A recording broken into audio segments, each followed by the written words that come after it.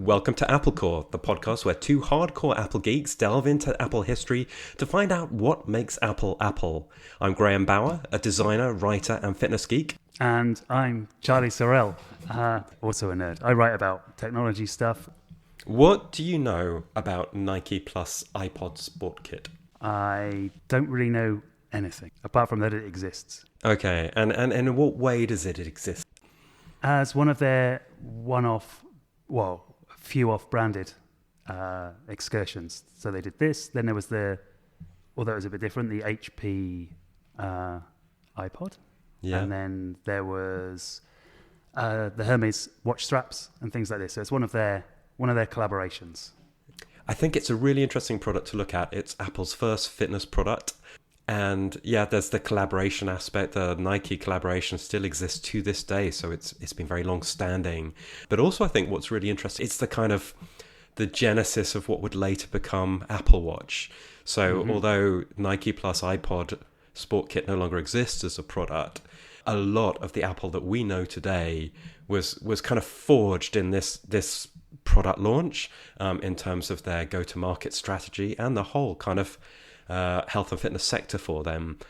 It really all started way back in 2006 when they launched Nike+iPod Sport Kit. So for all those reasons, I thought it was an interesting product to go back and have a look at. I guess from a personal point of view, Nike+iPod Sport Kit was something that really appealed to the unhealthy, unfit geek of me and persuaded me to kind of get into fitness in a serious way. So it's a product which had a big impact on my life. Nike+iPod Sport Kit referred to a very specific thing, which was a small plastic puck-shaped thing that came in a square box and cost $29. It was the creation of a whole new product category and one of the world's first workout trackers. The breakthrough was this was the first mainstream consumer product that measured distance as well as time. And Steve Jobs had one of his things that he said about this, which I again, it's like Steve Jobs, super smart guy. I love him to bits, but some of the stuff he said also, looking back, it sounds a bit dumb. Do you know what he called this? Tell me. The speedometer of sports. Okay.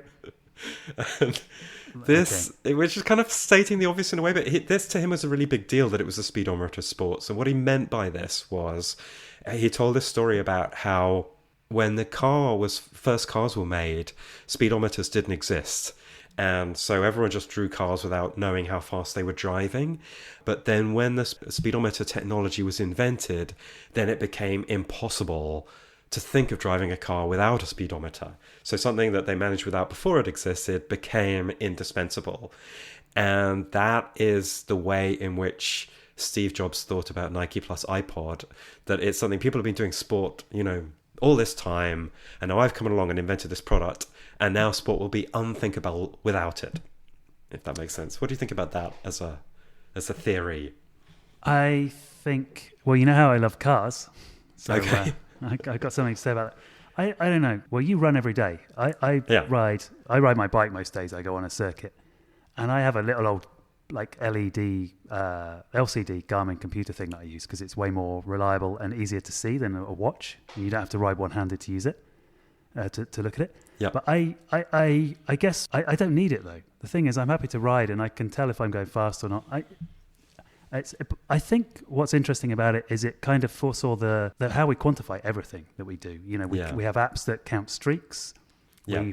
We track our footsteps every day. All these kinds of things, and the watch is definitely amazing for that, and that's what it's become. It really is. Apart from like a little messaging thing on your wrist, or a Siri shortcut thing, it really tracks health. I mean, it's really, really good at tracking all kinds of things for this. So maybe he was onto something. Maybe once we realize that we can quantize things, we can count things, and we can have apps to count how many glasses of water we drink a day. For God's sake. Yeah, I see what you mean. So I guess I thought that the phrase "the speedometer of sports" sounds kind of obvious and dumb, but actually, it sounds like somebody who doesn't actually do sports. It really does sound like that, yeah. Because I don't think runners care really so much how fast you're going, rather than how far you're doing and what your pace is and things like this. No, or do you measure your speed? I mean, you do. And the thing is, as soon as you've got this distance and time, then you have speed as well. So it like, it completes the triangle, and then you've got everything. You can measure pace, you can measure distance, you can measure kind of split times, and all of that becomes possible once you have this. So, and I think you're right. I mean, what you're alluding to is the whole quantified self movement, and this was kicking that off. And so I think it's interesting, actually. Maybe Steve Jobs was onto something, but this was what I would say. I think pro athletes have and always have had different ways of measuring these things. So it's not like they weren't measuring this stuff before anyway. Like if you're a pro athlete, you've got coaches who are kind of measuring things, and you're running on a running track. So if you're running on a running track, for example, you know the distance. And so this, I think, was maybe, in terms of speedometer for sports, it would have been a bit more on the nose to say the speedometer for the rest of us. I think this was something which appealed more to non-pro athletes who did not have access to this kind of information before. But pro athletes, or even kind of club athletes, or anyone who was like a prosumer serious athlete, they already had ways of figuring this stuff out. But it was very new for the more kind of casual fitness enthusiasts to measure things. And I think you're exactly right to kind of hook this up to being really the start of the quantified self movement, which is not so much even about sports. It's about kind of everything health, fitness, and activity related. Mm-hmm. If that makes sense. Yeah, that does make sense. People, even sleep. Yeah, exactly. Yeah. So I wanted to kind of set the scene first. There's three parts to this. We'll start with the background, look at what was going on in 2006 and what fitness tech was like back then, and what Apple and Nike were doing. Then we'll zoom in on the product and look at exactly what it was that was launched. And then for the third chunk, I really want to look at the legacy, what this product meant, what impact it had culturally, what impact it had on the technological landscape, and its enduring legacy on Apple today. But just kicking things off, cast your mind back. The year is 2006. It was the year that Shakira's hips didn't lie. Justin Timberlake brought sexy back. And Zack Snyder's 300 was proving that six-packs were a box office goldmine. From a tech perspective, this was the year that Twitter launched. Sat-navs were a cool new thing to have in your car.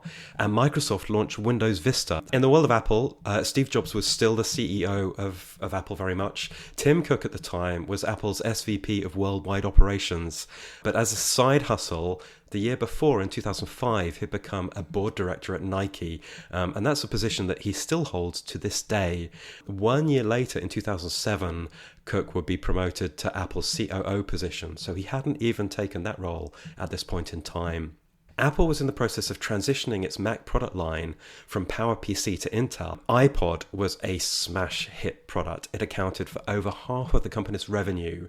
So imagine, if you will, Charlie, you're in New York, you're standing by the Hudson River. It's a bright, crisp May morning. There's still a chill in the air, but there's just a hint of summer coming. You're watching water taxis zipping by and planes landing across the river at Newark Airport. And all along the riverfront, people are jogging. And we're standing outside Chelsea Piers, and this is the location that Steve Jobs chose to launch his first joint venture with Nike. So, Charlie, do you know anything about... I don't know, have you ever been to New York? Do you know about Chelsea Piers? I've been to New York. I don't know about Chelsea Piers. Is it like a fancy redeveloped ex-industrial water section? I mean, basically, yeah, that's it. You've just covered this section. But there's a bit more to say. There's a bit more to say than that. Have you ever been to the Jacob Javits Conference Center? I haven't. That's where they used to hold Macworld, so I thought you might have been a Javits rat at some point. Javrats, Javrats, they call them. So the Jacob Javits Conference Center is just a couple of blocks away, home of Macworld, which was a huge event in the Apple ecosystem back then. In fact, it was Macworld where 1 year later, on that very stage at Jacob Javits Conference Center, Steve Jobs would launch the iPhone. So this is nearby a very kind of hallowed place at the time for Apple. But Jacob Javits Center is also the place that's the home of the New York Marathon. I think the reason probably that they chose Chelsea Piers is it's a kind of a very cool, at the time, fitness location. As I mentioned, people jogged along and still do jog along the Hudson River waterfront. It's like very popular with the fitness crowd. Chelsea Piers, you can play tennis there. And Chelsea at the time in the early aughts was the neighborhood in Manhattan, which has since moved north. But it was an area where there were kind of fashionable galleries in a sort of post-industrial location. And so this was, I think, in a very kind of pointed way, chosen as a kind of hub of coolness and fitness, an intersection that was Chelsea Piers. They used this as the location. They booked out a massive hall there, and they hired a very fashionable event design company called Denton Cardew. And I'm going to send you a link, Charlie, so you can see this because it's worth having a look at. All right. Sending this to you now. Kaboom. This is quite impressive. Well, yeah, what I noticed from these photos is that they look very familiar in a way. Although there's, a CD in one of them, so it looks a bit old-fashioned from that point of view. So this was how Nike stuff looked at the time. And I remember from going into the Nike store in London just around a little bit before this. But now it really does look like Apple's design language for the watch. Exactly what you say. It's like almost like it hasn't changed. Yeah, you're right. Yeah, I think that's why I wanted to put it into a context, because if you look at the invite, with the rounded corners and stuff, it looks like the inserts that you get when you buy an Apple Watch. It looks like the Apple Watch packaging today, but this was all very new design vocabulary for Apple at the time. And I just think it's really interesting. I don't think today they would necessarily bring in a third-party company like Denton Cardew to design the event for them. I think they have all of that in-house. But this was very much them kind of establishing their game plan for how they do these things. It was, if you think about it in a way, this launch is relatively minor compared to the iPhone that was going to be launched a few months later.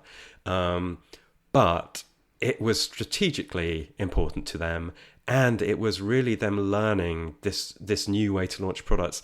They really went to town with designing this event. They took one of the big halls in the Chelsea Piers and sectioned it off into 3 different zones. One zone was like the stage and presentation area. This is where Steve Jobs would reveal the product. There was another sort of encounter area for the press where they called it the interactive zone, where the press had a hands-on. And the last zone was a kind of sportswear area where Nike could show off its fashion. If you cast your mind back to when they launched the iPod, which I think was like 6 or 7 years prior to that, they launched it in a little conference room in Cupertino, as I recall. It just wasn't a big showy event. They certainly didn't get a design team in to prepare it. So this is Apple starting to fire on all cylinders in the way that we know it today for the first time. Yeah, I remember I was following Apple at that time. I think I already had a Mac. No, not a MacBook. The iBook, the one that wasn't the toilet seat. So not the obvious toilet seat. The white iBook. Oh, that was a great iBook. Yeah, that was fantastic. So that was my first Mac as well. And then a few years. So that would have been 2001, I think. And then so that would be a Power PC Mac? That was a Power PC. Yeah. Wow. Yeah, and it came with Classic, with OS 9. Oh, did it? Okay, yeah. So you could dual boot OS 9 and OS 10 maybe. Yeah, it had both. That's it. It came with, I can't remember if it came with just one or no. I think it came with both. And you could boot into either one or use Classic, which was a little That's anyway, right. But yeah, I had that. So I was into, I was watching that kind of stuff. But I don't remember seeing a lot of fuss about the iPod launch. The other thing I find interesting here is Mark Parker, because there's this anecdote that you often hear. Mark Parker is the Nike CEO. And you probably know this anecdote, Charlie, of what did Steve Jobs once tell Nike? This was when Mark Parker asked Steve Jobs what he would do if he was the boss of Nike. Right? Exactly, yeah. And he said, what was it, make less crap? Yeah. Basically that, yeah, and this was, I find it funny because this is often considered to be like just the genius of Steve Jobs and brilliant, insightful advice. But actually, when I was thinking about it, I was thinking it's kind of obvious, really, isn't it? like, don't make crap stuff, make good stuff.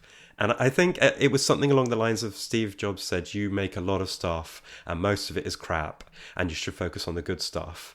And Mark Parker if said it was this, so, Sorry. I was going to say, if it's so obvious, then wouldn't they be doing it already? That's the thing. I guess it's obvious. It's only obvious in the way that the iPhone is obvious. Like you look at the iPhone, you think, okay, it's a slab of glass with metal holding it together, and that's pretty much it. And apparently, all of the other phone manufacturers say, oh, well, this is how. I mean, how else would you make a phone? This is the obvious thing, and it wasn't obvious until Apple did it. It's like the laptop shape. That wasn't obvious until Apple made the PowerBook. That's the first clamshell shape. No, they invented the laptop shape. So it seems obvious and inevitable. But I don't know if if it was that obvious and inevitable, then there'll be no big companies making a load of crap. They just all make a very, a tiny range of good stuff and, be like Apple. And they're not, obviously. Yeah, I can see that. And I mean, I suppose sometimes it takes someone like Steve Jobs to point out the obvious or the elephant in the room, maybe. But the other thing that struck me about this is if you think about the context at the time when Steve Jobs was saying this to Mark Parker, Steve Jobs was still his first decade into the job. And the way in which he'd turned Apple around was cutting all the crap and focusing on this 4-product matrix that they had. If you remember that he had this idea that Apple would just make 4 products in a matrix of like consumer and pro, desktop and laptop. Mm-hmm. And I think that was brilliant strategy for Apple. But maybe it was never really a strategy you could implement at Nike because they have all these different categories based upon different sports. Well, you can't really use it at Apple anymore. I mean, look at it; it's a mess. The amount of iPads that are on sale. I mean, that simplicity for sure is lost. But I think it's also like Steve Jobs got away with saying, there will be one consumer laptop and it will look like Barbie's toilet seat, and he got away with that. But I don't know how well Steve Jobs would have fared as the CEO of a fashion brand if he was to say there will be just one running shoe. It wouldn't New Balance. It wouldn't wash, would it? Because everyone wants to have their, something a little different. So anyway, it's just when I was thinking about that again, I was thinking this advice, which is universally quoted as brilliant business advice. I think if Mark Parker had literally taken Steve Jobs at his word, I kind of think that his tenure at Nike would have been a lot shorter than it ultimately was.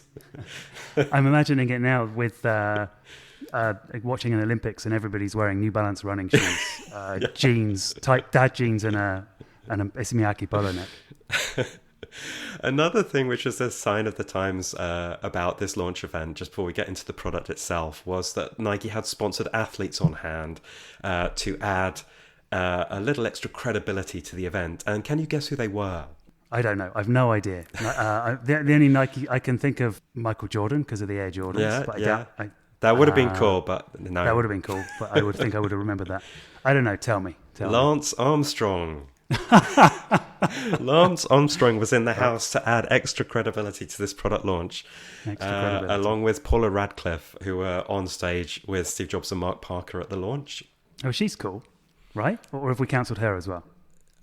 I've cancelled her a bit for comments on trans issues. Oh, but, God, I haven't. Oh, okay. So so bad, also bad. Not cool. I had promised myself I wouldn't comment on that, but since you asked, she's cancelled. Okay, good. So both cancelled. So they're all cancelled. Various cancelled athletes were on stage with Mark Parker and Steve Jobs at the launch to add some credibility, in scare quotes. What was your take on Nike+iPod at the time? Did you just go, whatever, or, how did you react to this announcement? Well, I remember at the time, Nike was like the big brand, right? The big, cool brand. Yeah. And I knew that they made, like, good stuff because I'd had some, I think I had some Nike trainers or something like this. I knew it was okay, but I didn't really like them. I don't know. I was kind of a nerdy kid, so I was a bit anti that kind of thing. Yeah. I don't know why. No, not anti it. It just didn't interest me. I thought if someone was super into a Nike brand, then that was kind of, they were a loser. That was my reaction too, and I thought it was worth sort of surfacing that because I think that reaction is kind of indicative of how Apple was stepping out into unfamiliar territory, and maybe doing that quite deliberately, because if you think about Apple as a brand today, it's actually far more mainstream than it was back then. You know, back then it was for the kind of the geek in the know, and even, I guess, sure, iPod was really starting to take off, and that was gaining mainstream appeal. But overall, I think it was kind of like that was the iPod brand more than the Apple brand. Mac still hadn't really broken through to the mainstream. And so I think part of doing this was Apple deliberately broadening its appeal to different audiences who they hadn't reached in the past from a brand building perspective, I think.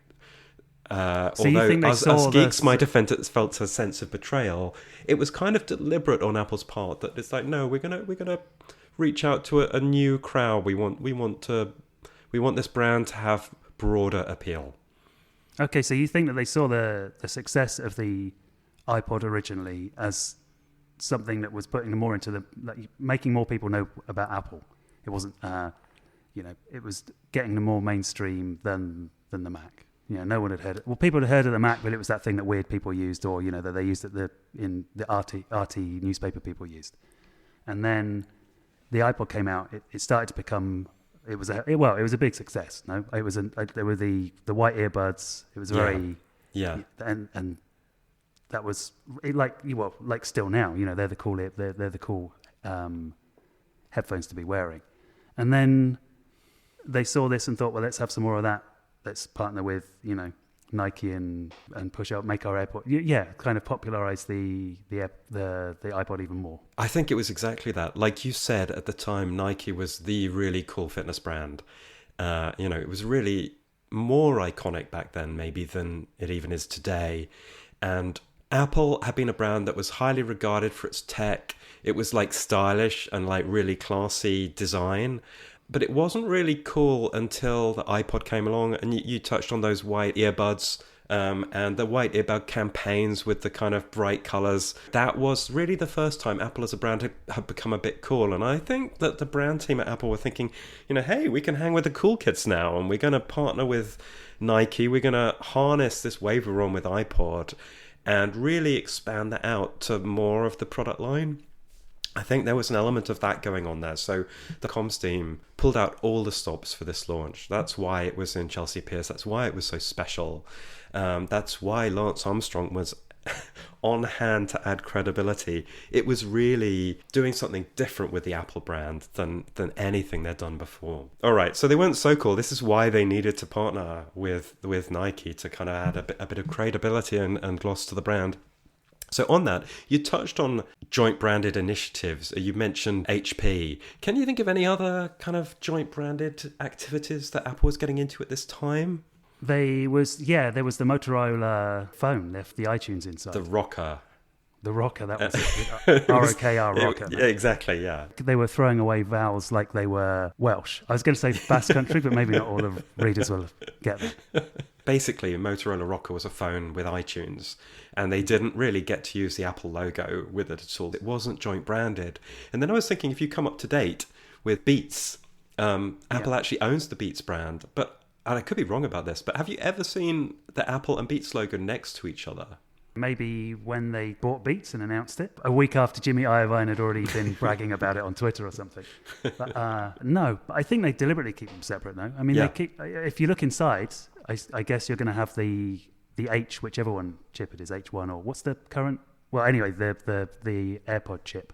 Yeah, will be inside it with an Apple logo on, I expect. But I think that was deliberate. No, I think Beats seemed to be more about Apple Music, right, rather than headphone technology, and that was that just came along with it. So I just guess they kept selling them because it was markets that they were never going to make earbuds for. They didn't even make. Did they even make headphones at the time? Well, AirPods weren't out, so it was just the ones that you got free with the phone. That's right. They were the only Apple ones. Yeah, I think that's right. Apple doesn't really do joint branding. There's a few other logos that I've seen Apple put side by side in very kind of tactical ways with the Apple logo, but really the only two enduring ones are Nike and, as you said, Hermes as well. The only other real joint branded partner that Apple has retained over the years, Nike has been long lasting. It was a big long-term strategic choice that Steve Jobs was making in terms of putting out a joint branded Nike product. I just wanted to take a quick detour at this point into Nike's previous forays into digital.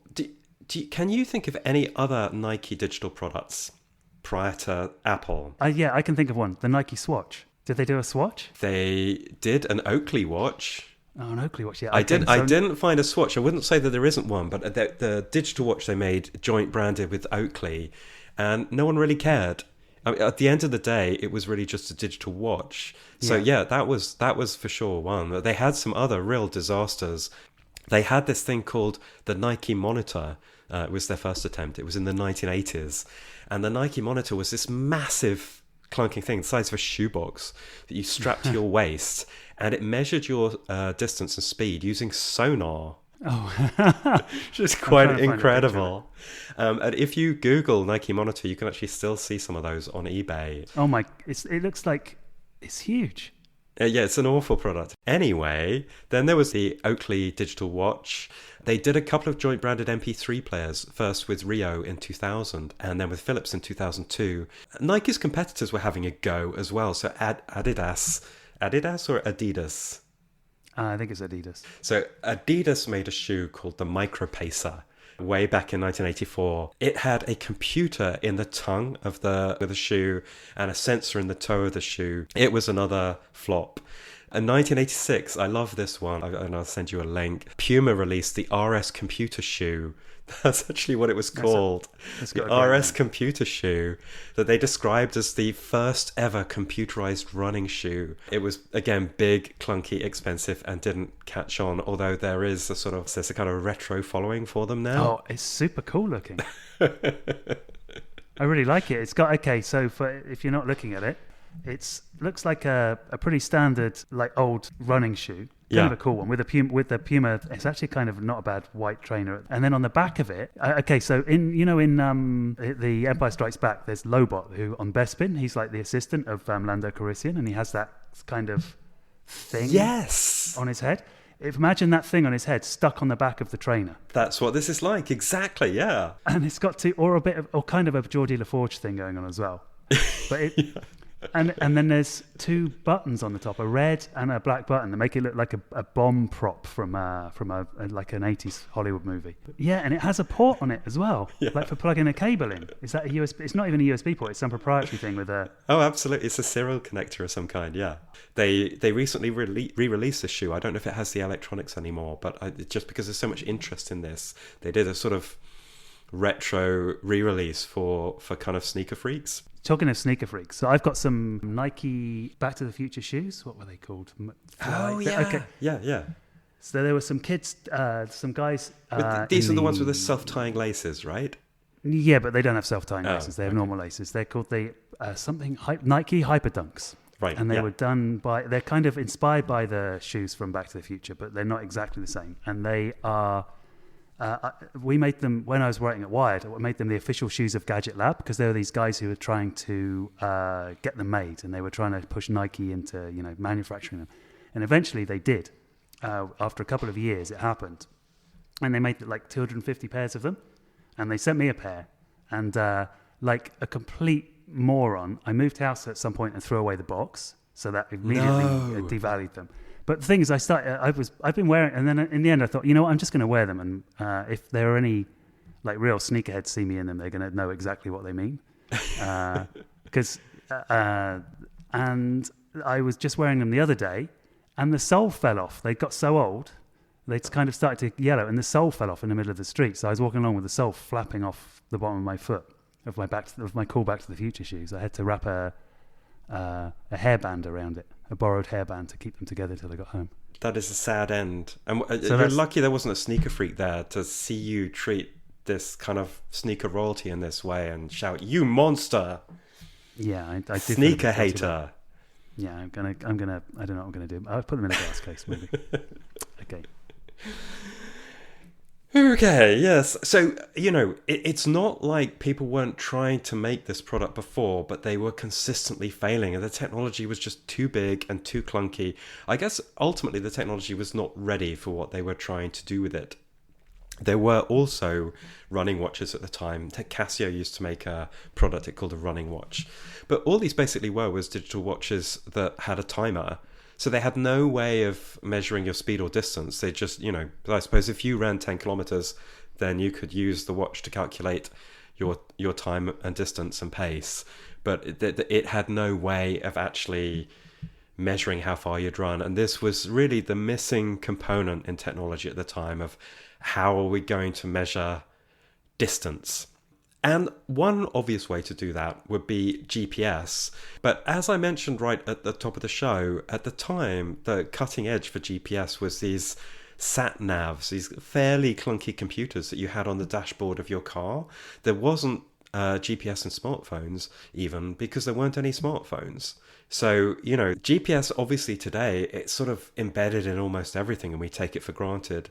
But it was really just an emerging technology in consumer space back then. And it certainly wasn't something that could go into a watch or a sneaker for that matter. I guess Apple's biggest competitors in this space would be Garmin. Certainly if you want to think about Nike+iPod as a serious fitness tech product. Garmin, just to set the scene here, it had launched the Forerunner 201 3 years earlier in 2003, and it billed it as the world's first GPS running watch. So such a thing did exist, but there's a big but. And that is that, to any normal person, you would not really consider this thing to be a watch. It was actually, like, if you can imagine this, double the size of the Apple Watch Ultra. So it was like literally wearing two Ultras side by side on your wrist. And this was like really cutting edge tech. And it was also insanely expensive. So although, technically speaking, we could say a few years earlier there was a GPS running watch, it wasn't a watch and no one could afford it. Oh, I found it. It's like a black and white LCD display. Yeah. So it looks like a really big black horizontal Tamagotchi. It's absolutely huge. Literally, I think it's 8.3 centimeters by 4.3 by 1.8 centimeters. So it's a massive, chunky thing. So the thinking was that people already go running with their iPod. And I don't know if you remember at the time, and these are less popular now, but at the time you used to get these armbands, and you have it like an armband and you could slot your iPod into it, and then a cable would come out of it, and you plug the earbuds into your ear. And so, at the Chelsea Piers, this venue running along the Hudson River, you'd have loads of joggers with their iPod armband, and they would be jogging along with this. So they already had the iPod component, and they're running probably wearing, running shoes like Nike running shoes.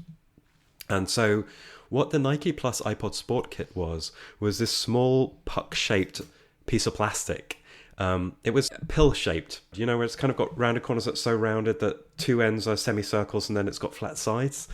Yeah. It's that kind of, so it's like a pill-shaped puck. And it was white in that kind of classic white plastic that Apple uses for everything. But this, to kind of funk it up a bit for Nike, they had a small rim of orange rubber around it and an orange Apple logo. And at the time, orange was very much the motif color of the joint Apple-Nike branding. And this went into the sole of a special Nike running shoe. And at the time, this running shoe, it was called the Nike+ Air Zoom Moray. So this was a Nike running shoe that was designed specifically for the partnership with Apple. What was special about this shoe was in the foamy rubber sole of the shoe, there was a pill-shaped hole cut out, which was exactly the right size for you to slip in the sensor. And then you'd replace the insole on top of it. And then you'd never need to think about the sensor again. This sounds like a really good way of smuggling drugs into a nightclub. I had a friend who had a pair of shoes and they had a hidden compartment, but it was like a drawer. So you in the sole, in the heel. So you push from one side of the heel and the little drawer, like a matchbox. Okay, and, yeah. And it would come out on the other side, and that was the idea. It would, when you had it on, you didn't see it. It all matched up. It was quite flush. But there was a little compartment in there, and that was for smuggling drugs into nightclubs. Okay, right. So the thing about the Nike+ Air Zoom Moray is it had this like kind of cool design. It had like a black nylon outer with holes cut in it, which revealed a sort of bright orange inner bootie. And this motif, you have to kind of look quite closely because the holes are fairly small. But this motif of the orange holes is something that Apple ran with. So, they added a Nike+ app to the iPod. What is the word, Charlie, when things look like something they're not in a user interface? When they look like something they're not. Yeah, or when this so is like the opposite of skeuomorphism. No, exactly, skeuomorphism. This is like that they made the app look like the running shoe. Right. Yeah. Okay. So they made it look like it was made out of kind of trendy nylon with orange holes cut in it. So they really, if you'll forgive the pun, they ran with this. So it's a beautifully sort of integrated hardware software thing. So what the puck was, the puck, you put it into the shoe and then you could forget about it. And this delivered on the Steve Jobs vision that this was something that would disappear. So those runners running along the Hudson River with their Nike running shoes and their iPod, they don't need anything else. That you could just start a workout with your iPod in the same way that you'd start a playlist on your iPod, and it would be logging. And it logged it because you got a little dongle that plugged into the dock connector on the bottom of the iPod, right? Exactly right. Yeah. So do you know why they had to have the dongle?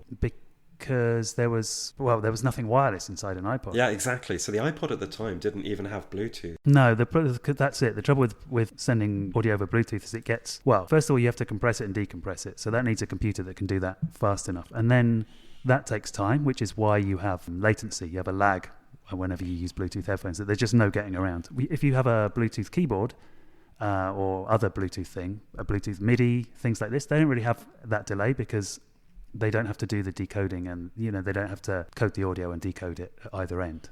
They're just sending a signal over the thing, so it's much, much faster. But yeah, that's the problem. And it only relatively recently have we got like audio quality that's good enough. That's good. Yeah. And I mean, technically, it's still better to use a wire or something like that. And I think maybe Wi-Fi as well. Although you have a massive delay with that, but that's fine for speakers at home. Yeah. When the AirPods first came out, it was incredible that they could that such a tiny thing had batteries in it and a tiny computer, and that was way later than this. So the idea of putting Bluetooth headphones of the kind that Apple would actually use, their iconic pods, that was just so far in the future. So why would you have Bluetooth? Exactly. So they didn't use Bluetooth for this. As you say, it's a wireless device. So your iPod is communicating with this little puck that is hidden in your shoe sole, which is called the shoe sensor, and then the receiver, which is the little white widget that you plug into the bottom of the iPod, is actually using a different wireless technology called shock burst, which is from a company called Nordic Semiconductor. 2.5 gigahertz wireless radio spectrum that it's using. So what is in the puck? What is the magic of this system? What does this puck do in your shoe that enables it to wirelessly communicate with your iPod and figure out how fast you're running? Inside the puck, there's three important components. There's the piezoelectric accelerometer, a radio transmitter, and a battery. So the accelerometer is interesting because this is actually Apple's first use of the accelerometer, which is literally just an electronic sensor which can judge motion or changes in motion. So it picks up inertia as the device is moving around. So yeah, the accelerometer, which is now in so many Apple products, right? It's in Apple Watch, it's in iPhone. It's something which Apple uses all over the place. It's even used in the spatial audio in AirPods Pro, for example, and it's used in Vision Pro. But this was the first product to have it, and it was used, as you say, to determine the pace at which someone's running. And this goes back to some scientific research back in the 1970s. A guy called Richard C. Nelson did a research paper called A Study to Determine the Biomechanics of Running in Skilled Trackmen. And he Trackmen, yeah. This was a sort of a gendered age back in 1970, I guess. And he found that the length of time your foot is in contact with the ground while you run gave a fairly good indication of how fast you're going. And whether you were going uphill or downhill or flat, it made no impact. The accuracy was around 5%, which people forgot about it because that wasn't really particularly useful. If you're a pro athlete, that accuracy of 5% is everything, right? A difference of 5% in your marathon time is a hugely big deal. So this was not a very accurate algorithm, but it was a reasonable predictor of how fast you're going, literally based upon the length of time that your foot is in contact with the ground. So what the shoe sensor is doing here is it feels when you hit the ground, and then it feels when you lift off from the ground as well, and it measures that time duration from when your foot hits the ground to when it moves off, and it sends that telemetry via this wireless connection to the receiver plugged into your iPod, and this receiver then feeds the information into the app on the iPod, and the iPod does a calculation and it tells you how fast you're going. So there's no GPS, as you said, there's no location information. There is literally just distance, which is added to the time, which enables you to calculate the speed. So like a pedometer, really, but with a little bit of extra maths. Basically that, yeah. That is what it is. But the really neat thing was that just this invisibility of the solution, that it just worked. So it's not like something you had to set up every time you went for a workout. It dovetailed into the routine that you already had of using your iPod. You were supposed to calibrate it, which is something that I didn't do with my first one. You were supposed to run a distance that you knew and then tell it how far you had run, and then that would improve its accuracy. I didn't do that, and I got a shock the first time I did a sort of measured running event and discovered I was actually much slower than I thought that I was, which was a humiliating moment for me that we shall... But you weren't really. It was just... it was... So this was... did this ever get built into an iPod, or was it always a separate dongle? It was built in. It was built into the iPhone. Interestingly, because it wasn't Bluetooth, you had to use the sensor... or the receiver with the iPhone as well. So when iPhone came out in 2007, it did come with a Nike+ app. So you could use this system with iPhone as well. It was one of the launch features. But you had to plug this crappy little receiver into the bottom of your iPhone, which was kind of clunky, because although the iPhone had Bluetooth, this wasn't using Bluetooth. As I said, it was using Nordic Semiconductor's shock burst. But a hugely important product came out a couple of years later that solved this. And can you guess what that was? No, I can't guess what it was. iPhone 3G. Okay. So when the iPhone 3G came out, there's a couple of interesting things here. I'm getting a little bit ahead of myself, but one of them was that the iPhone 3G had built-in shock burst. Apple didn't market it as that, but it meant that you could use the Nike+ system without having to plug the dongle in. There were a couple of other really important things about iPhone 3G that would change Nike+ Sport Kit forever, but I'm getting ahead of myself, so we'll come back to that in a sec. There was a couple of things I wanted to... I think there were a few other firsts about this product in terms of Apple lineage that were a taste of things to come. It was Apple's first voice interface as well. It's an interesting thing. During the workout, you would have a voice that were telling you how you're doing. You still do today if you use an Apple Watch, that you'll get Siri telling you how you're doing. Back then, Siri didn't exist, but you could still choose between a male or female voice on your iPod to tell you how you're doing during the run. It would give you information on mile markers and current pace. There was also functionality. You press the click wheel to pause your workout. Normally the click wheel would pause a song if you push the button in the middle, but when a workout is running, then it would pause your workout. And if you press and held the center button, it would launch your power song. Do you know what that is? Yeah, I remember. You would choose a song. So I guess when you were struggling up a hill or something like this, you'd play your power song, and it would be like Popeye taking a can of spinach. Yeah, and exactly. Suddenly you'd be full of energy and running up the hill. And do you know what the most popular power song was according to Nike? Let's see. So, I don't know. Eye of the Tiger. Yes. Was it? Yeah. Very, very, very well done. What did you have a power song? I didn't. It's probably something really embarrassing now, so I'm glad that I can't remember it. I had terrible taste in music, so I'm sure it was something awful. Was it possible to do any of this without the Nike stuff? Because I remember I would take my iPod running, and I don't know if I had a power song on it, or if it was just I manually had a power song in my playlist. Maybe you might have had a workout playlist, maybe. It could have been that. Yeah, maybe it was that. And and I think I had it was probably a Daft Punk song. I think I've remembered it now, and it's really sad. It was the Waterboys' "Whole of the Moon." Really? Yeah, that was my power song. It's like a power. It's not even a power ballad. I know, but it meant something to me. I like it. I mean, I really like it. It's a good song, but it's more of a. It makes me think of 80s teen movies. Yeah, because that's kind of what it is. Was it ever in a movie? It should have been. Maybe it wasn't. It must have been. But it's yeah, I like it. But it was the sort of thing I put on if I was gonna have a cup of tea and maybe a snooze. Well, I wasn't cool enough for Eye of the Tiger. and you also had these celebrities that would talk to you at the end of a workout to give you these sort of attaboy messages. So when you finished the workout, they had Lance Armstrong again, Tiger Woods, Joan Benoit Samuelson, and Paula Radcliffe. And it was kind of weird to have these random people just appearing in your headphones and saying. Do you think Lance Armstrong used the secret chamber in the Nike shoes to store dope performance in? Yeah, exactly.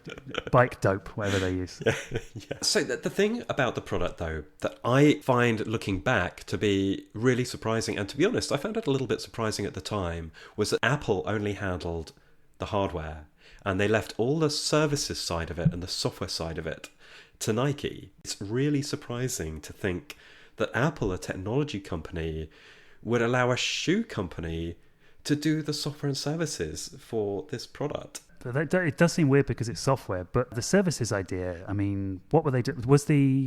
Did the iTunes store exist yet? No, that came in 2005 or 6. So yeah, we're already in that. I guess we're into that with the phone now. Yeah. Apple's for years was thought of as being really bad at services and things like this. It's like you mentioned. What was the precursor to iCloud? iWork? No, what was it you were talking about before? Oh, Mobile Me or Mobile Me. Yeah, that's a good point. Yeah, and all this kind of stuff. And the iDisk was a terrible, terrible, slow. The iDisk was it was a disk on your computer that was actually in the cloud before it was called the cloud. This is for anyone who doesn't remember. And it was okay. If you've ever tried to mount a disk from another Mac on your home network on your computer, it was about as annoying as that is, except it was all in the internet, so it was dead slow if you even got it working. And from then all the way through, people even say now Apple's terrible at services, but it's obviously not true. They just have not paid any attention in the last few years. But it wasn't a thing they did. So the fact that they let Nike take care of that side of things is not that crazy, I guess. Yeah, it's interesting when you say that and thinking about stuff like Mobile Me. Yeah, I guess Apple was in a very different place back then to where it is today. But as we will see, it had very negative ramifications for Apple. And maybe as a result of that, they decided kind of never again. And it's why they wouldn't do it today. But initially, Nike did a really great job of this, albeit that there were some strange choices. It was kind of only a couple of years after this that Steve Jobs would write his famous letter, Thoughts on Flash. Do you remember that? I do. When everybody said that Flash should be on the iPhone. Yeah. Apple didn't put it on there because it would have killed the battery in 5 seconds. And also, looking at it from a point of view of Apple today, it let people put all kinds of things on the iPhone, like games and applications that they'd had no control over. But mostly it was about, I think, battery life and actually being able to run on, those phone chips now are in Mac Pros, more or less. Yeah. The Apple Silicon stuff is all already the same stuff. But back then, the phone chips were really not very fast. Yeah. Had Flash, or Adobe rather, had they won this battle, Flash would have become what the App Store ultimately did become. It would become this sort of framework on which people develop mini apps. And that's exactly what Nike did with Flash, that they developed the whole UI for Nike+, which was the services component of Nike+iPod. They built the whole thing in Flash, which I find it really extraordinary that Apple signed off on that. And they did, I would have to say, a really good job of it. It looked really nice. And there were a couple of other UI things. Looking back, I thought, ahead of their time. One was they had these things called Nike Plus Minis. These are like really cute characters, like avatars that you could create. They were basically like the Memoji of their day. There were a few of these around. Yeah. But actually the Nike Plus Minis was one of the first you could create a cute little character of yourself running. and it would like deliver motivating messages based upon what stats you were doing. Like if you hadn't been for a run for a while, it would look exhausted and tired and bored, and if you've been like running a lot, it would look super fit and healthy. And so they did lots of kind of fun things in this user interface, and they visualized all your data with charts and graphs and stuff really, really well. So they did a surprisingly good job of it. I guess because they knew what sports people wanted, as well as, Yeah. as well as making cool shoes. I mean, they probably knew a lot better than Apple what sports people, that it wasn't a speedometer of sports. The speedometer of sports. Yeah. I think you're right. And I think maybe the reason that Apple ceded so much ground to Nike here was because they had this ambivalence. They like, can we do this? This is something we know nothing about. Maybe we should let Nike do it and we'll learn from them. Which, if that was their strategy, then I guess it did pay off, but there were some negative consequences, which, as I said, we'll get onto. So the initial impact, do you remember how this product did after its launch on that fateful day, 2006 in May? Do you remember what the initial impact was? Initial impact, I'm guessing not much, but then it grew, or is it the opposite way around? Was it a massive hit? It is kind of like that. When I was looking at the numbers, I had to remind myself that Apple was a very different company then than it is today. So when I was looking at the numbers, I was thinking, it sounds like a flop. But then when I look at the way that Apple was announcing it with press releases, they were actually really proud of these numbers. So, from their perspective, it was a reasonable success. So they released a press release 4 months after the launch, still on apple.com, bragging that they'd sold 450,000 sport kits. Okay. Well, that's not bad. When the iPhone came out, we think of the iPhone now as being this behemoth, which it is. Yeah. But when its first year, it was a $600 thing that you could only get in the US, and you could only get it on AT&T, and it wasn't great. It didn't have apps. Yeah. It was nobody really knew what to think of it, and it was super cool. All the nerds were into it. But it definitely had a bit of a buzz because it was an interesting thing. But it wasn't for some time that it started to actually. Maybe was it after the 3G or something when the internet got fast enough? Yeah, 450,000 sport kits sold. Would have been pathetic in terms of Apple scale today, but at the time it was something they were really, pleased enough with to put out a bragging press release. 5 months after launch, Nike reported that the Nike+iPod Sport Kit users had logged 3 million miles and over 3 million pairs of Nike Plus sport shoes have been sold. So that's interesting to me because just after 4 months, they'd sold 450,000 sport kits. And then after 5 months, they'd sold 3 million of the shoes. So more people, it sounds to me, bought the shoes than bought the sensor to go in it. So this is like the fake AirPods. Yeah. So, I guess they were a nice pair of shoes. Nike plus Zoom Vapor Moray. It was a nice shoe design, and they sold 3 million of them in 5 months. They only sold 4,500 sport kits in 4 months. So, although the sole of the shoe had this little puck-sized hole cut out of it for you to put the sensor in, if you didn't put the sensor in, they shipped with a bit of a foam plug to fill in the hole, so you weren't walking around with this big hole in your shoe. And I've already said it twice, but I think that these people might have been buying them precisely because they had that little hole in the bottom that they could put contraband inside. We will never know. 12 months after launch, 22 million miles were logged, and Nike claimed that thousands of new runners were signing up every day. So after a relatively slow but promising start, it was really starting to take off at that point. At its height, every Nike running shoe supported Nike+. Now, looking at some of the pictures of the shoes and the Nike+ stuff, I also see some little pouches that can stick on, so you can put the little pod thing, instead of putting it in the sole of your shoe, you could tie it to the laces. So you could use it with any shoes, like non-Nike shoes, for example. Yeah, there were these third-party solutions if you wanted to use the sensor with third-party running shoes like Asics.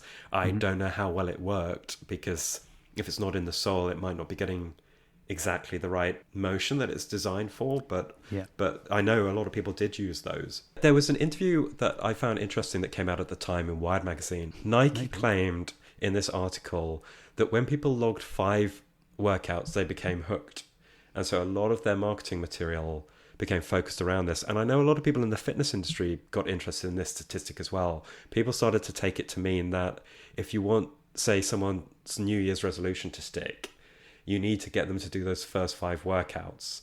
And if they do 5 workouts, then they will carry on. And I think, to me, it's one of those stats which has a causal problem. It's like, yes, if someone does 5 workouts, then they're probably going to do more. But did they do 5 because they were committed, or did they become committed because they do 5?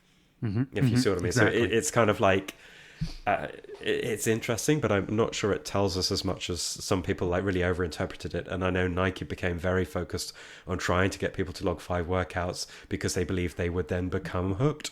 And this kind of also dovetails into the whole theory of this sort of measured self type thing, which is the Hawthorne effect. Have you ever heard of this? Yeah, I've heard the name, but I can't remember what it is. It's about kind of people changing their behavior when their behavior is observed. So it goes back to, I think Hawthorne was the guy that wrote about this.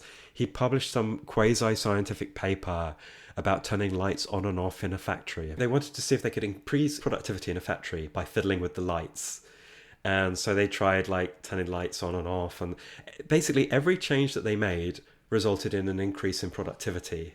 And so then they concluded from this that it wasn't so much about whether the light should be on or off or bright or whatever. It was like every time they fiddled with the lights, the factory workers realized they were being observed and increased their productivity.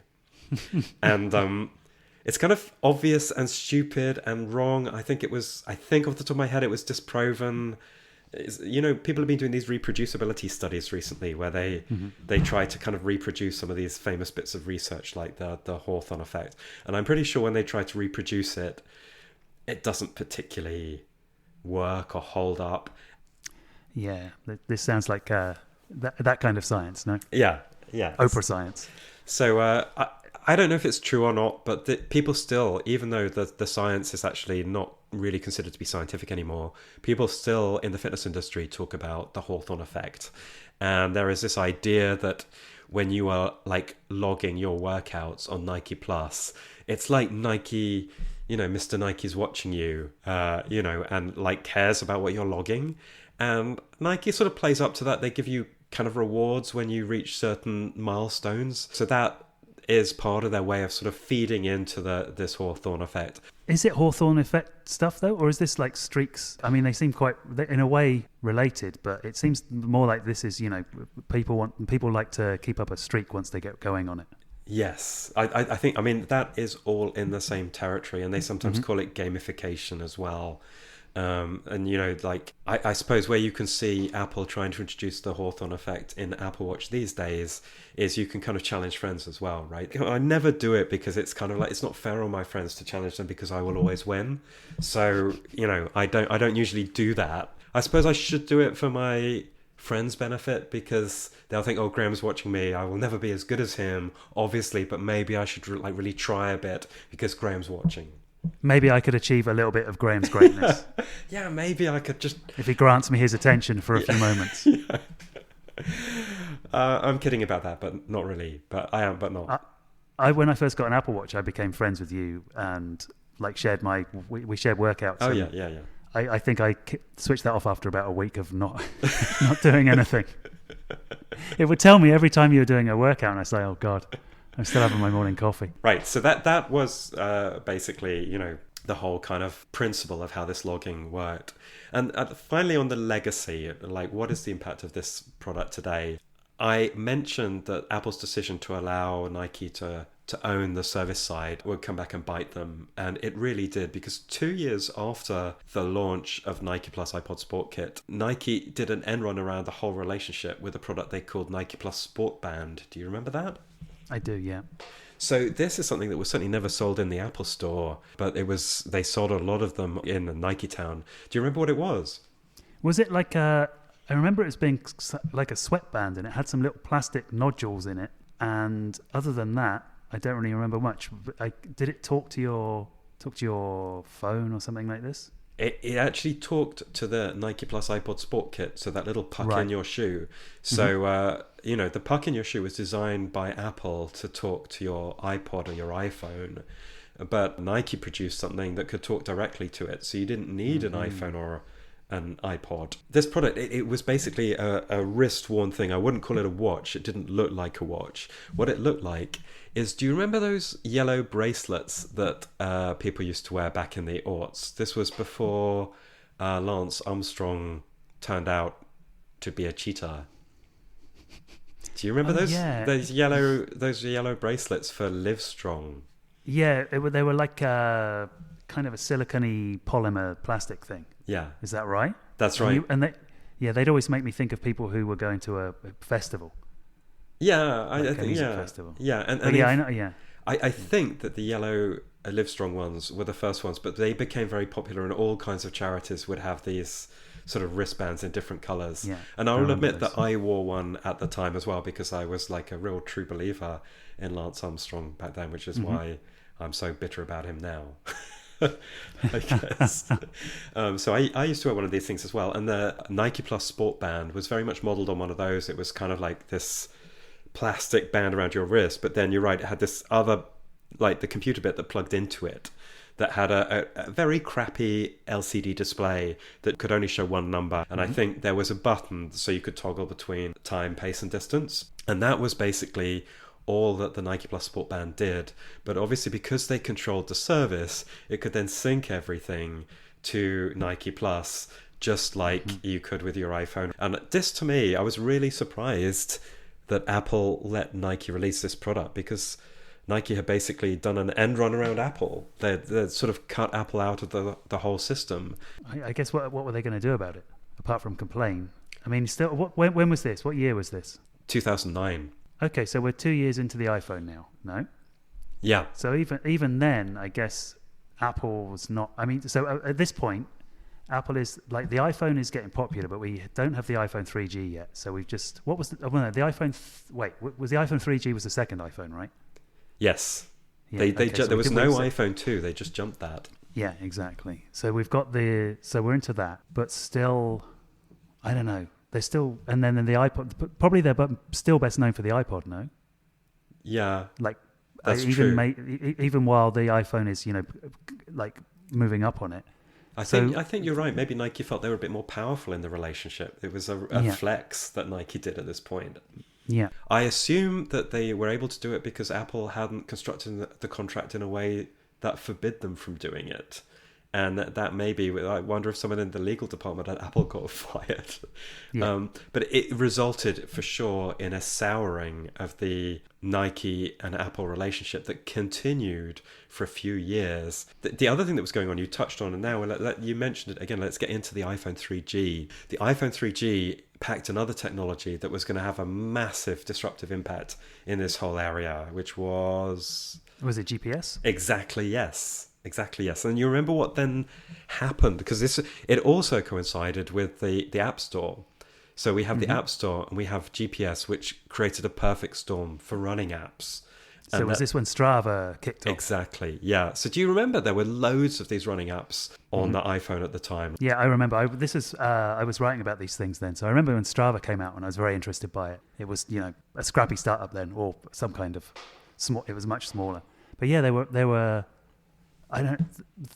lots of those coming out, but I also remember that the GPS really burned the battery in the iPhone as well. And that was one of the problems, because I didn't have an iPhone for years because I couldn't get it. I didn't have contracts. I wasn't interested in having phone contracts. So I was waiting for a prepay thing in Spain, because I was living in Spain at the time. I was waiting for a prepay plan with internet, which just didn't exist. So I would use I had the iPod Touch, which I used instead. And at some point I was testing an add-on for it, which was a GPS add-on, which connected via the dot connector and would add GPS to the thing. And it was all right. I mean, it did the job. It made everything huge. But I also remember, even though it had its own battery, it still ran the battery down on the iPod Touch faster. Interesting. So, Yeah, it was but for sure a battery drain. But there were loads of apps. So there was Runkeeper, Runtastic, Map My Run, mhm, Endomondo, and as you said, Strava. Slowly, the mhm. apparel brands, they were all started buying them. Under Armour was the most kind of prolific. And I guess Nike then, I think they maybe felt that they were a bit cornered there. It's kind of like you're dating someone and then you kind of wish you were back on the scene again. Like they were in this relationship with Apple, and then they see that all of their competitors are doing apps, and it's like, and here we are, kind of lumbered with Apple, and so they released their own app eventually. 2010, they released the Nike Plus GPS app.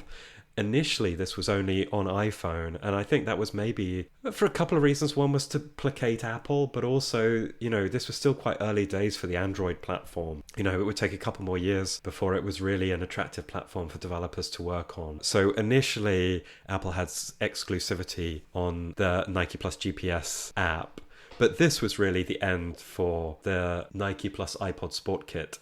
Because now that Nike had an app on the iPhone, there really wasn't any need to have a sensor in your shoe anymore. You could just use your iPhone with GPS. I would say that it wasn't quite as good. That GPS wasn't Really? particularly precise back then, or at least not the implementation in iPhone. So I would say that, there was another product that Nike released a year later in 2011, another product that did an end run around Apple, which was called the Nike Plus Sport Watch GPS. Mhm. So they made their own sport watch, which had GPS, but the thing which really differentiated it from other products in the market was it also worked with the Sport Kit. So it could communicate with a shoe sensor and use GPS. And that was a really great combo. I wore a Nike Plus Sport Watch GPS for years, and I loved that product because, when you had a satellite signal, it used GPS. If you ran in a tunnel or something like that, it's using the shoe sensor. And where it doesn't have great GPS signal, it's kind of using a combination of both to calculate more accurately the distance of your run. And it was cool looking as well. It's a beautiful product, and I do think some of the design language of the Nike Plus Sport Watch GPS found its way into Apple Watch. Yeah, it's true. I'm going to send you a picture now of one of them, and this display here is very Apple Watchy. It is very Apple Watch. Yeah. For listeners, it's the screen is the entire screen is taken up with the time, and the top layer is the hour in just the number 2, and the bottom hour at the bottom is the minutes. So it's like that. I think this is an option. No, you can make your Apple Watch look like this. Yeah, absolutely. And when they first brought out the joint branded Apple Watch Nike Plus, the default exclusive watch face was basically this. Yeah. And it's in the future Nike typeface as well. Mm-hmm. And at this point then, Nike's developing an ecosystem of wearables. So they're still selling the sport band, they've got the sport watch, and they introduced like a year later Nike Fuel Band. Actually a kind of stupid product because it measured your activity in a proprietary unit called Nike Fuel. Yeah, I do remember that. And they always obfuscated exactly what Nike Fuel was. But I think one unit of Nike Fuel was something like 3 calories. I mean, basically it was just a measure of energy. This nonsensical proprietary unit, Apple did actually support in HealthKit. And to this day, it's still in the HealthKit spec. So you can actually log Nike Fuel in HealthKit, which is just so stupid. Oh, really? Yeah, it's still there in the HealthKit spec. So you can actually log Nike Fuel, even though it's not actually a thing. Obfuscating calories, turning it into Nike Fuel so that you become locked into the Nike Fuel system. How did that work out? This brings us up to date, actually. It brings us up to date because if you look at the way in which Nike presented Nike Fuel visually, it was presented as a ring. And that ring design that they used for showing Nike Fuel, I think looks very reminiscent of something. It looks a lot like activity rings, right? Yeah. Oh, right. Of course. Yeah, because it's working in the ring shape. Yeah. So I think this basically what happened was Nike did this flex. They released lots of consumer electronics. They initially did well, but then after a while it didn't. And their digital division was slowing down. And in the end, they just wound down on their own. They from competing with Apple, they kind of waved the white flag. And I think the reason they did that is because Apple, and I don't know this for a fact, but looking at the events, it seems to me that when Apple showed them Apple Watch, they said, look guys, do you want to be in on this, or do you want to keep trying to compete with us? And I think they decided to throw in the towel. They scrapped Nike Fuel Band, and bringing us bang up to date, Jay Blarnick, who today is the Senior Vice President of Health and Fitness at Apple. He was one of the brilliant minds behind the Nike Fuel Band in the first place, and he moved over from Nike to head up the sort of fitness side of Apple instead. And I think that's why, if you look at all the user interface stuff for Nike Fuel, it's very reminiscent of what became the activity app for Apple.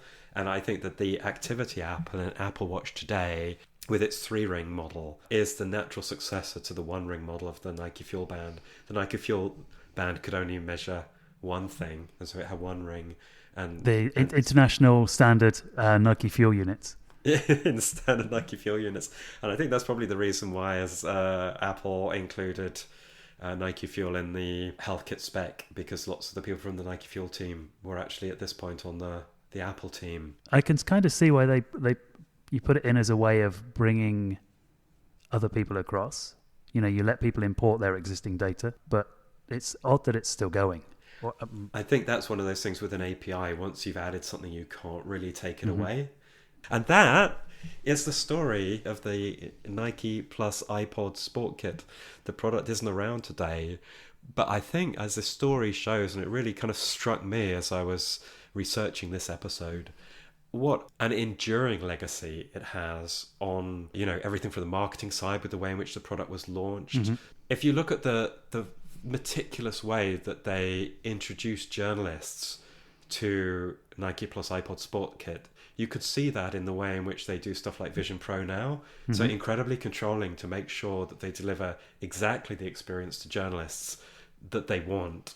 And then you can see it in the way in which they had this co-opetition relationship with Nike over the years. In the end, they won, and they just took all of Nike's team.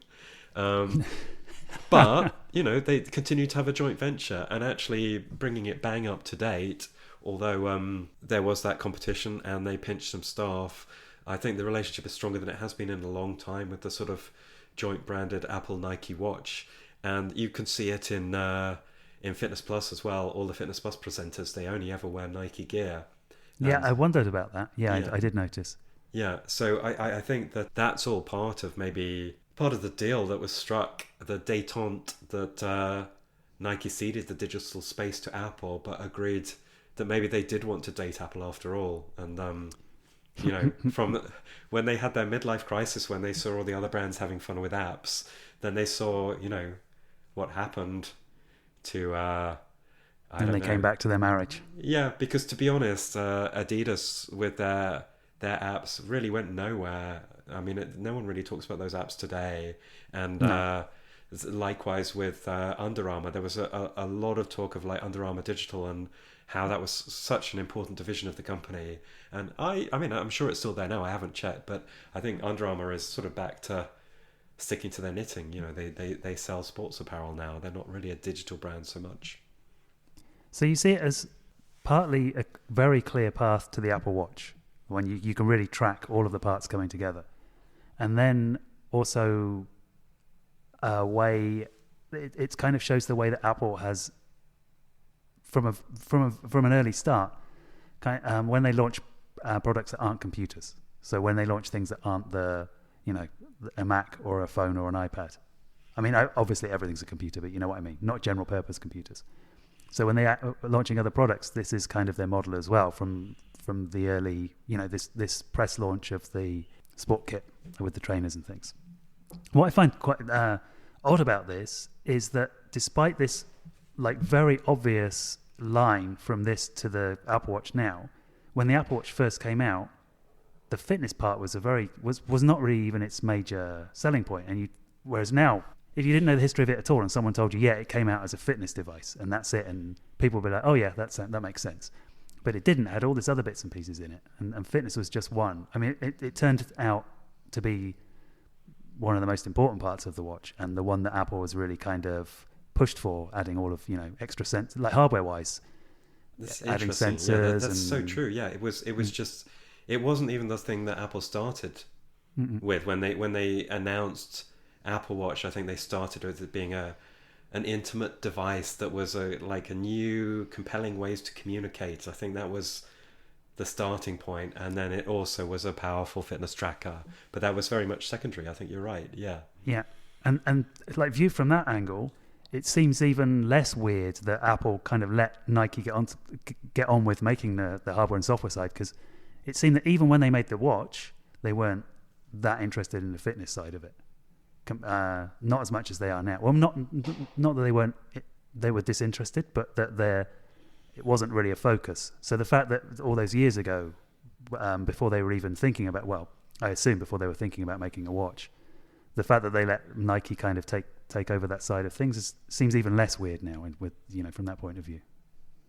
Yeah, I think you're right. There was at some point, maybe their warming up to fitness has been very gradual and progressive, and yes, you can see it even post Apple Watch launch. I think you're right that they realized that, and it's not just fitness, it's activity as well. So I think it's health and fitness, isn't it? Because fitness for some people means sports like running and cycling, and not everyone would identify with that word, but a lot of people are using Apple Watch to log their activity, and they don't necessarily think about it as sports, but it is sort of like, it's more regular day-to-day health and fitness that they're monitoring, maybe. Yeah, walking, sleep, standing, these that kinds kind of things. Stuff. Yeah, and so there's that too. But I think now with a product like Apple Watch Ultra, where it's not even just sport, it's like adventure sport, isn't it? That they're going full on with that, and they're much more confident now in connecting the brand directly with sport.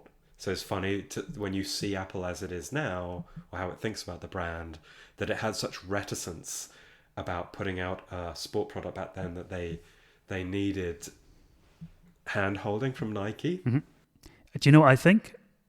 Do you know what I think happened? Is that what they did is they had to try fitness things 5 times, and then it finally took. And then that was when that was when they kicked off with the Apple Watch. Yeah, you're right. And now they have a fitness habit. Yeah, now they're addicted to it.